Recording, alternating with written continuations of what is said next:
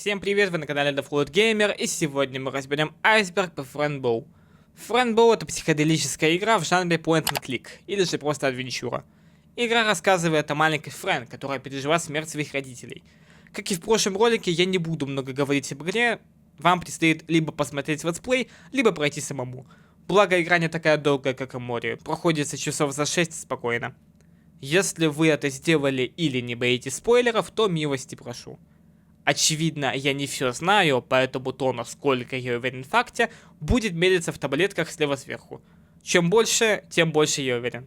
Айсберг мой, создал сам, геймплей мой, создал сам. Подписаться на канал под описанием, спасибо.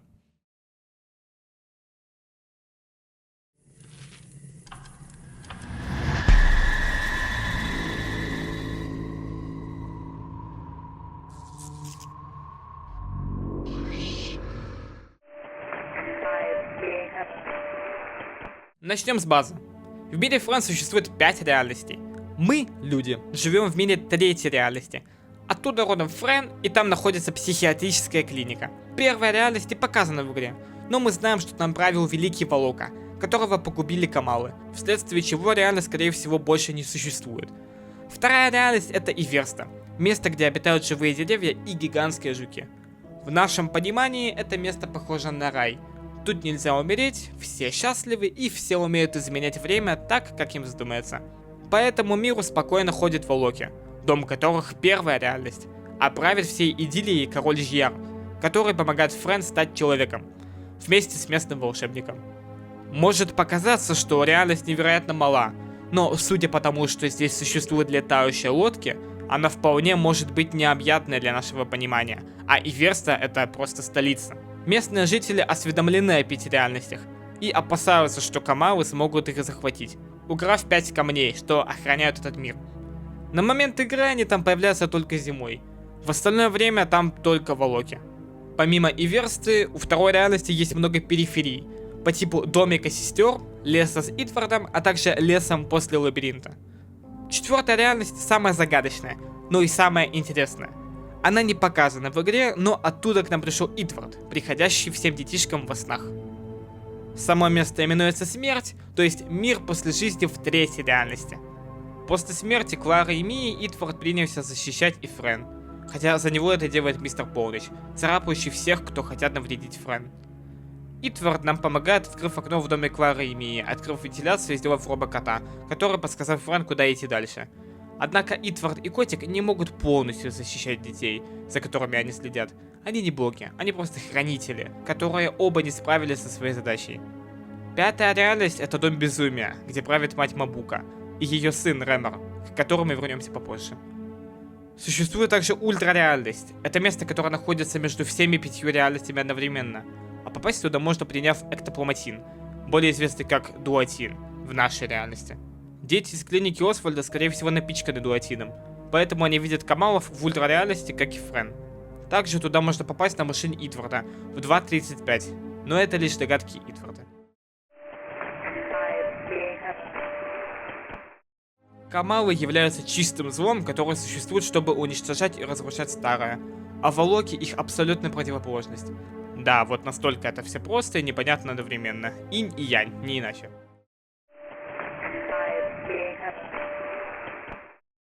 Желтые таблетки дуатина — это прототип красных, которые имеют немного более слабые побочки.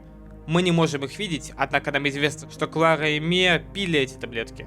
И, наверное, благодаря ним они осведомлены об Итварде и могли с ним контактировать, а точнее ненавидеть.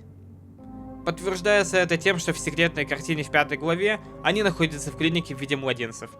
И позже тоже принимают таблетки, правда более старые, желтые. Что означает, что они прожили в клинике почти всю жизнь, ведь родители их бросили, а Освальд испытывал на них различные опыты, начиная таблетками, заканчивая лоботомией. Вообще, Освальд любил опыты над близнецами, что еще проявится в дальнейшем.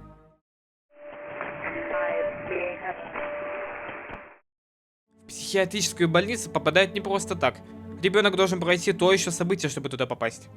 Сейчас расскажу обо всех клиентах, но мне придется сказать слова, потому что для YouTube это слишком жестко. А также всякие кровавые сцены сделать более серыми, ну, я думаю, вы меня понимаете. Некоторые пострадали, вследствие чего попали в больницу, а некоторые страдают из-за нее. Начнем по порядку. Энни Шульц страдает СДВГ.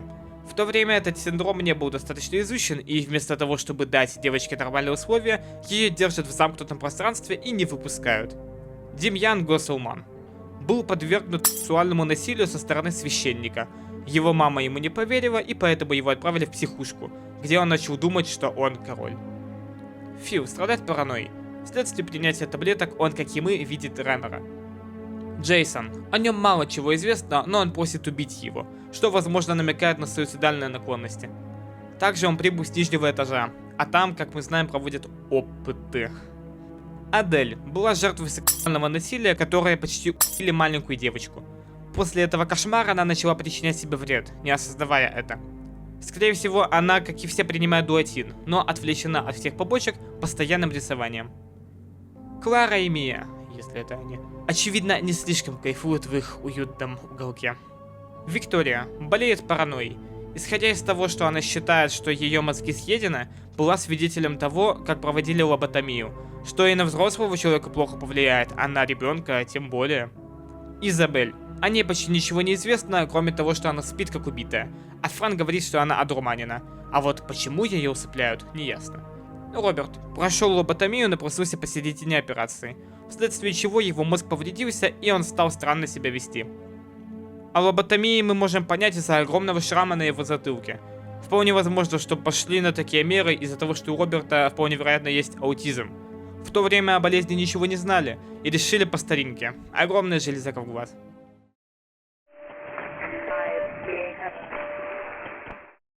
Как я упоминал ранее, Клара и Мия были в психушке очень долго, еще с раннего детства. Они те два младенца, так как вторые близнецы это близняшки Боу. Так вот, небезызвестный доктор Освальд проводил над ними опыты, в том числе соединил их в одно целое. На кой хер? Во имя науки, вы что? Хотя, погоди-ка, Дирн упоминает, что их выкинули в колодец еще при младенчестве. А это тогда кто? Существует теория, что Клара и Мия это не настоящие имена.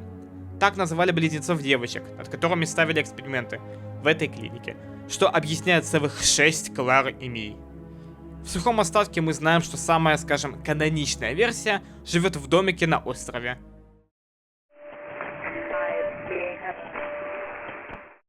В одном из вариантов сюжета Френ упала в колодец и там пролежала в доме, где ей и привиделась почти вся игра. Помогал ей в этом дуотин и дневник Леона. Это версия, по которой следует газета. Правда, там она описана как замерзшая насмерть, что не противоречит падению в колодец. Без комментариев.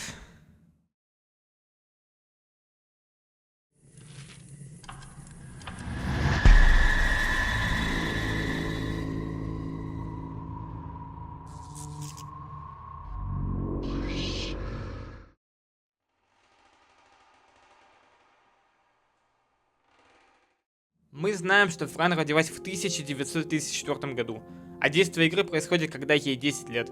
Следовательно, действие игры происходит в 1944 году, во время Второй мировой войны. Это не слишком отражается в игре, однако когда мы нажимаем на радио, Фран скажет, что все это далеко от них, значит она осведомлена.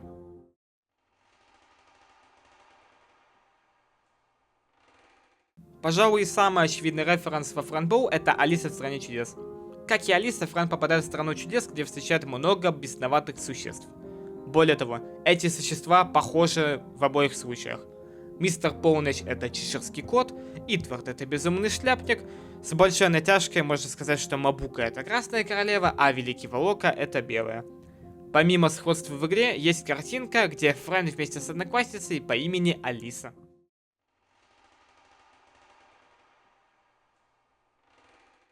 Я уже упомянул про судьбу мамы Фран вместе с тетей Грейс. Больница Освальда с ранних лет. О папе же нам неизвестно буквально ничего, однако у Фран нет о нем каких-то плохих воспоминаний. Он был хорошим отцом для Фран. Однако, в отличие от мамы, он не сильно боролся за то, чтобы дочь не брали в больницу. Хотя, опять же, это только исходя из того, что знает Фран Боу.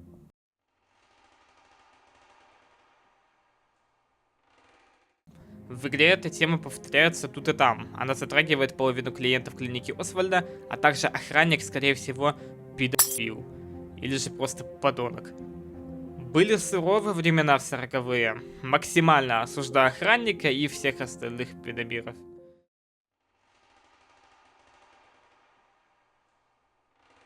Клару и Мию бросили в колодец умирать. Скорее всего, не только их. Потому что под воздействием дуотина мы видим в нем много трупов детей. Это что касается тех, кто на фото. Другой эксперимент прошел лоботомию, но пока жив.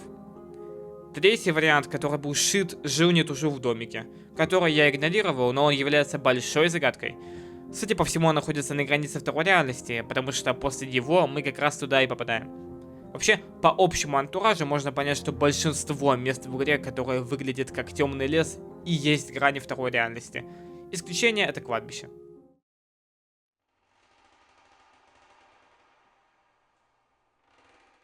Не буду сильно углубляться, но у Killmonday Games существует еще одна игра — «Маленькая неудача», которая рассказывает о девочке, которая ищет вечное счастье, проходя через жуткие реальные события. Так вот, в конце игры при правильном прохождении она попадает в четвертую реальность из Фрэнбоу. А как я уже говорил раньше, люди не могут преодолевать реальности, лишь единицы, а конкретнее Фрэн, Леон и неудача.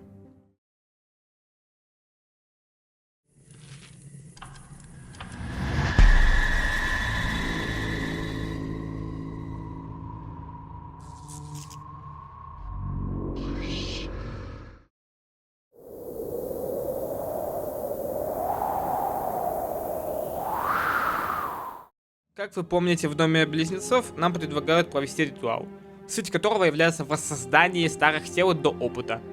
Это явно не поможет нам сбежать, а сам ритуал похож на призыв дьявола. Сердце лягушки, голова девственницы, пентаграмма. Эти девочки явно не пони призывают. Язык, на котором написано само заклинание, вымышленный, но обращаясь к современным технологиям, выходит следующий текст. «Мое имя зовет тебя, о, мой господин, сквозь сны я прихожу. Пробудись, Мабука, пробудись, Фиверн». Не знаю, кто такой Фиверн, но суть, думаю, ясна.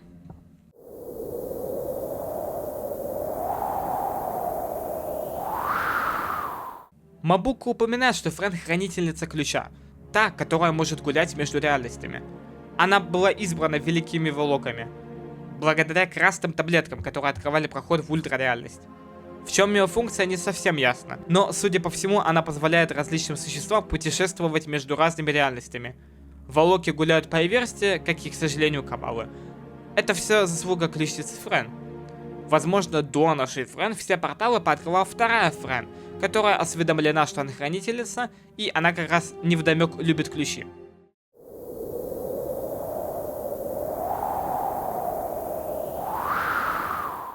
Глэдис — это медсестра, которая охраняет за Фрэн и не дает ей выбраться из комнаты. Она враждебно настроена, а по отношению к больной девочке хуже только педохранник. Судя по все той же фотографии, она работает на Освальда не первый десяток и работала над многими опытами бок о бок. Доктор Дирт сообщает, что именно она рассказала прессе, что Фрэн мертва, что может указать на намерение бабки позволить нам сбежать, что весьма любопытно. Возможно, за маской маразматичной бабки скрывается добрый человек.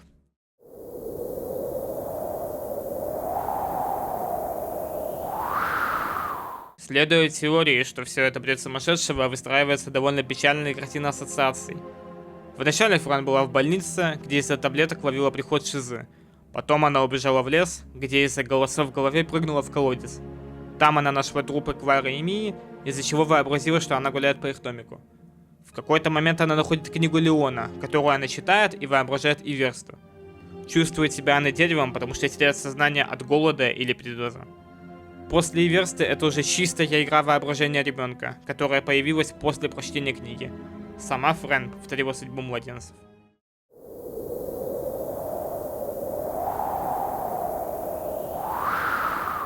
Помимо того, что неудача попадает в четвертую реальность, между играми существует еще много параллелей. Лиз Бенджамин, наподобие мистера Полночь, следит за неудачей, дабы монстр до нее не добрался. Монстр преследует неудачу и убивает ее. Неудача особенная девочка, которая может путешествовать между реальностями, прямо как Фрэнбоу. И это только первое, что пришло мне на ум.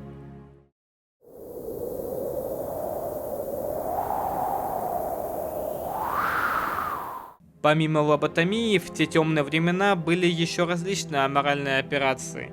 Шоковая терапия инсулиновая терапия, отверстие в черепе, шоковая терапия без анестезии. У дедушки Освальда было из чего выбирать.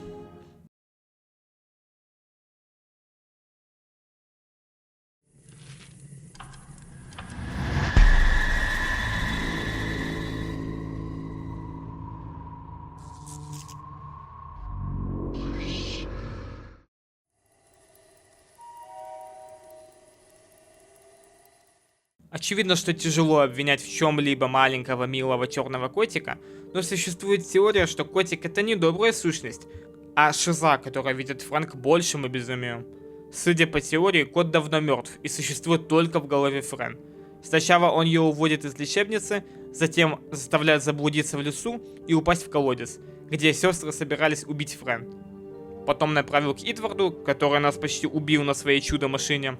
Затем он сбежал в самый неподходящий момент и наконец-то привел к Мабуке, где Фрэн убили окончательно. Ну как вам, милый пушистик?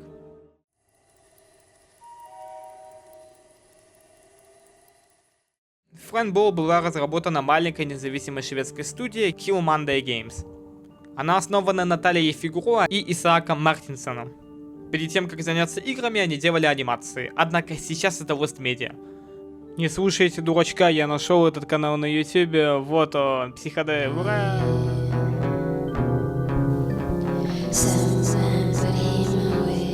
Студия называется Kill Monday, потому что изначально они работали над играми только по выходным. В понедельник они возвращались к обычной работе. И, видимо, они не очень любили свою обычную работу. Помимо Фрэн Боу, они создали маленькую неудачу, а сейчас работают над второй частью Фрэн Боу.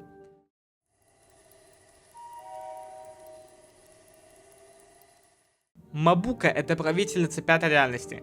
Реальности безумия и сумасшествия. Она мать Раймера, воплощение безумия и зла. В то время как ее сын унижает Фрэн Боу, она мирно спит в своем логове.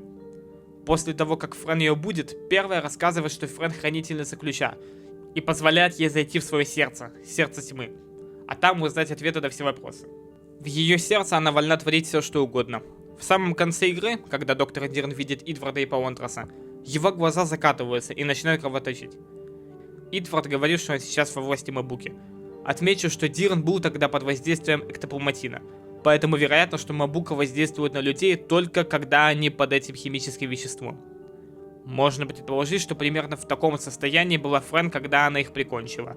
Наверное, Раймер, как сын Мабуки, может вселять это состояние вне пятой реальности, открывая порталы, куда ему вздумается.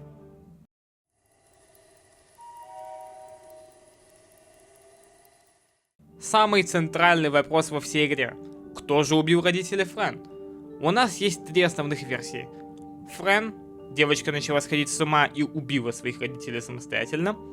Раймер существовал как сущность в третьей реальности и по указаниям Освальда убил предателей, которые не хотели отдавать дочь на опыты.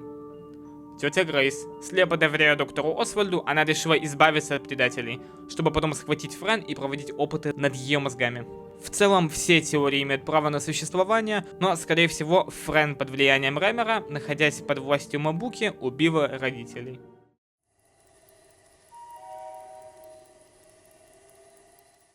В комнате Фрэн мы можем увидеть журнал, на котором красуется девочка, которая встречается с пришельцами. Я до конца не уверен, к чему это отсылка, но выглядит очень знакомо. Я нашел ленту журналов с очень похожим названием, в котором публикуется много разных картинок от неизвестных художников. Возможно, это отсылка к этому. Если вы знаете, к чему конкретно эта отсылка, пишите в комментариях.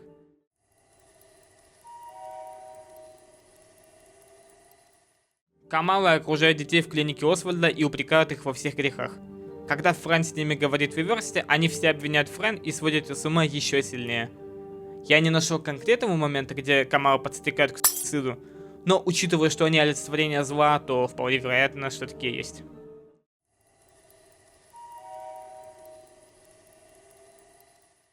Не слишком сильно рассказано о Великом Волоке из первой реальности, но известно, что он воевал с Камалами из пятой, и что в конечном итоге он умер, а его кровь омывает водопад во второй реальности и версте. Помимо статуи, а также упоминания от Паонтраса и Мабуки, о нем ничего не известно.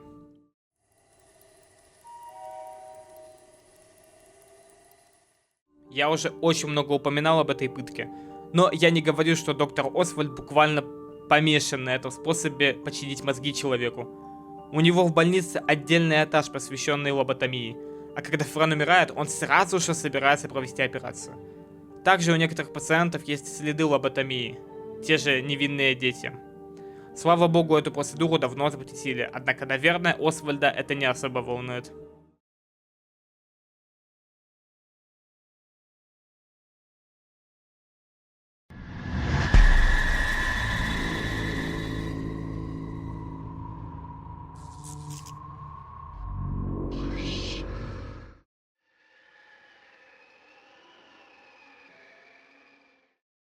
Начнем с того, что у Итварда обувь подозрительно напоминает обувь танцора из Иверсты. Но на этом не заканчивается связь Итварда с обувью. Итвард — это сущность любопытства Френ, и он исследует обувь? Он исследует, что будет, если заменить подошву в обуви на кожу из-под наших ступней. Что ж, скелету действительно это может показаться сугубо эстетическим решением. Помимо книги, что подтверждает это желание, у Итварда в целом много разбросанной обуви, даже женской. То есть его очень волнует этот вопрос. Очень странный момент, который никак не объяснен в игре.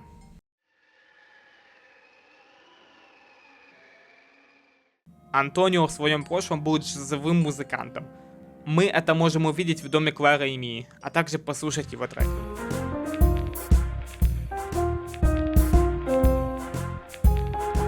Обложка стилистически напоминает обложку Джанго Рейнхард. Альбом Джанго Лоди. Мадам, значит Антонио плагиат. Печально.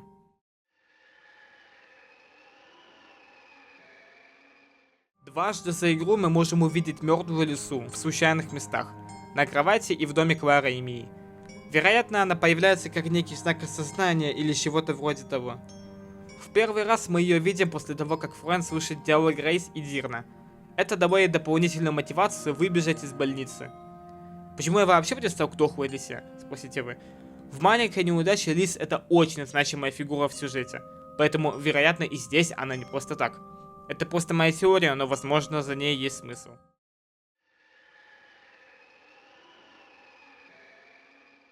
Помимо явных психических заболеваний, связанных с трагическими событиями игры, Френ страдает гемолакрией. Это болезнь, при которой больной плачет кровью.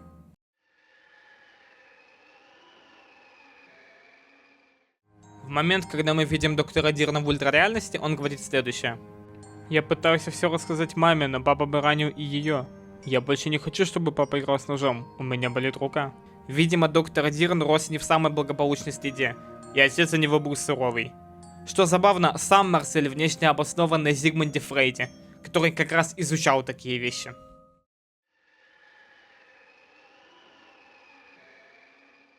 На кладбище мы можем увидеть труп мистера Полночи в могиле Френ.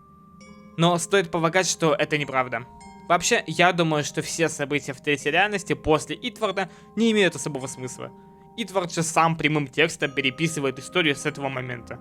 От этого и путаница с непорезанными телами родителей и мертвым котом. Следовательно, кот, возможно, правда сейчас Френ. Но я не могу сильно этому верить, и мне все же кажется, что котик просто плод воображения девочки. Ну, коты не разговаривают и все такое. В общем, да, я занудный скептик с правдой на бумаге. Да, я. При разговоре с охранником Френ очень грубо его оскорбляет, желая, чтобы у обидчика вырос ананас в заднем проходе и тот умер. Нет, я, конечно, знал, что она поехавшая, но чтобы такие вещи говорить в 11 лет, это нормально? Так ему и надо, да, нормально.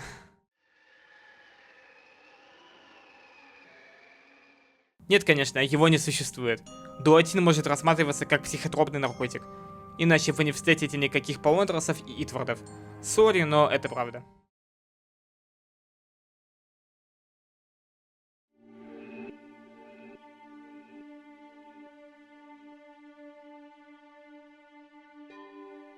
Изначально рассматривалось сделать вторую часть игры, но в 2018 году объявили о закрытии проекта. Вместо этого выпустили маленькую неудачу. После нее Killmonday обещали выпустить DLC по Френбоу до конца 2022 года. Но, как мы знаем, ничего не вышло. Если верить разработчикам, то они активно сейчас работают над сиквелом, но конкретной даты дать не могут. Изначально я думал, что игра не настолько глубокая. Подумаешь, проходится за 5 часов. Однако оказалось, что она очень сильно запутанная. И, очевидно, остаются нерешенные вопросы. Именно поэтому сиквел так необходим. И я его буду ждать, несмотря ни на что. И по нему тоже, наверное, выпущу айсберг. Ну, это все увидим. Всем спасибо за просмотр, ставьте лайки, подписывайтесь на канал и будьте счастливы.